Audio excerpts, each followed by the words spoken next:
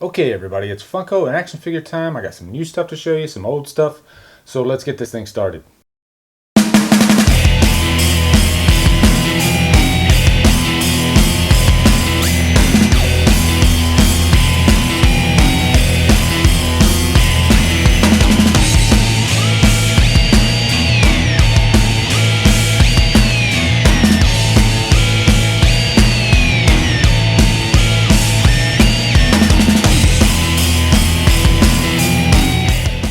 What's up friends? I hope everybody had a good Valentine's Day. I got some gifts and I want to show them with you guys. But in this video I also have some action figures that I've had for probably more than a decade. And I've been meaning to get around to showing them to you guys. I did an old action figure video, but that kind of scratched the surface. I want to get a little bit more up close and personal with some of these figures because these are some of my favorite figures. I love these. So first I'm going to show you some new Funkos that I got, and then I'm going to show you some of my McFarlane figures. McFarlane figures are just so great. They have so much detail to them. And then I'm also going to show you some Marvel figures. So here we go. So first I'm going to start out with one that I got for Valentine's Day. This is actually Sauron. I love Lord of the Rings. That is such a great trilogy. Sauron is one of the coolest characters, and this little figure just has so much detail to it. This is probably one of my favorite Funkos that I've gotten. Okay, so a few weeks ago, as many of you guys know, I started collecting Funkos. And there was one that I really wanted to get, and it was a Man of Steel Superman, but I looked on Amazon and it just really skyrocketed in price. I think it was around like 70 bucks, something like that. So I was thinking, I bet they'll come out with ones for Batman v Superman, which they did. And I was walking around in FYE yesterday, and sure enough, I found a Superman. And actually, I got to give credit to my wife. She's the one that found this. And wow, I am so happy. I love this figure. And if you get a Superman from Batman v Superman, you gotta get a Batman. And that is what this is. This is a Batman, the Ben Affleck version. And just on a side note, I saw the final trailer the other day. I was wanting to get a review out, but I didn't even bother. So I'll just give you my thoughts right now. I thought it was freaking awesome.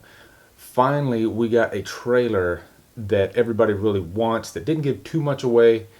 And I just thought seeing Batman for the first time really kick ass with hand-to-hand combat and all that. This film looks like it's going to be amazing, and it is still my #1 most anticipated movie of 2016. I can't wait. And then I actually found a Wonder Woman, and the level of detail on this particular Funko is just jaw-dropping. I mean, look at that thing. Just beautiful. And as you guys know, this weekend was Deadpool weekend, and I found a Deadpool.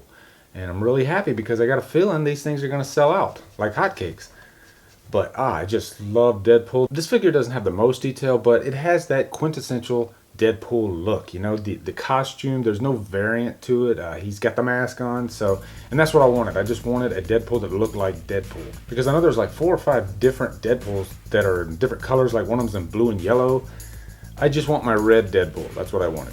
Okay, that's it for the Funkos. Now I'm gonna get to what I consider the fun stuff. I'm going to start you off with kind of a segue into that last one, and that is a Marvel Select Deadpool. I actually bought this probably about 6 months ago. This was way before I even knew that the movie was really coming. And now this has detail. This just looks amazing. I just love these Marvel Select figures. You can tell that they really put everything into these. And I actually have like 3 different Hulk Marvel Selects too, and you can see those on the screen right now. I didn't bring them in here, but I wanted you at least to get a look at them. But I wanted you to see the Deadpool up close and personal. Okay, so I have 2 more Marvel figures to show you. Now these are probably 2 of my favorite figures out of my whole collection. First, we're going to start with a Marvel Icons Captain America. This figure is probably around 10 years old at least. As you can tell by now, I don't take my figures out of the box. I can't do it. But yeah, I just love the way these look. These are, I think they're 12 inches tall, but they're just beautiful. And I know there's a variant where he doesn't have the mask on, but I couldn't find that one, but I ended up getting the one with the mask, obviously. And these also come with a comic book. You can see that on the back. And next up, we got an Iron Man. Like I said, this was way before Iron Man 1 even came out. This one, he actually has the mask off in the front. You can put it back on now. But yeah, just look at that detail. I love this figure so much. And there's a look at the comic book that's on the back. These are my babies. These are my pride and joy. Okay, now we're gonna get to my McFarlane figures. I actually bought these when I was stationed in Washington, Spokane, Washington, and there was a store called White Elephant. And man, that store was just a gold mine for great action figures. And this was around the time when Alien vs. Predator came out. And man, they had some really great looking figures, and I picked up quite a few of them.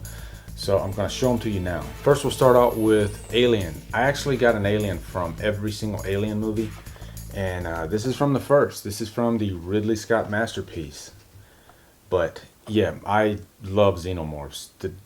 They're the coolest looking aliens ever. You can never top the xenomorph as far as an alien is concerned. And this one is from Aliens, the James Cameron movie. This is the Warrior Alien. And there were so many of these bad boys in Aliens. And then we got the Alien 3 or Alien Cubed Dog Alien. This is probably my favorite of my aliens. Just because he's so different. You know, he's actually kind of the form of a dog. The movie definitely has that Fincher look to it, but it does have some dry spots. But yeah, I love the look of this one.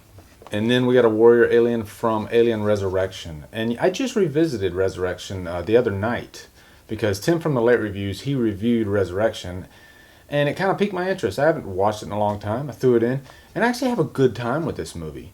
Now, it definitely has some problems, especially with the end, with the whole human alien thing.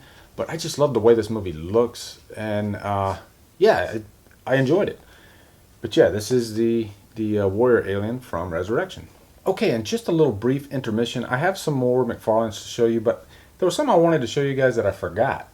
And recently, David Bowie just passed away, and I was at a function for my place of employment. It was an auction, and they had all these gourds, which are kind of like birdhouses.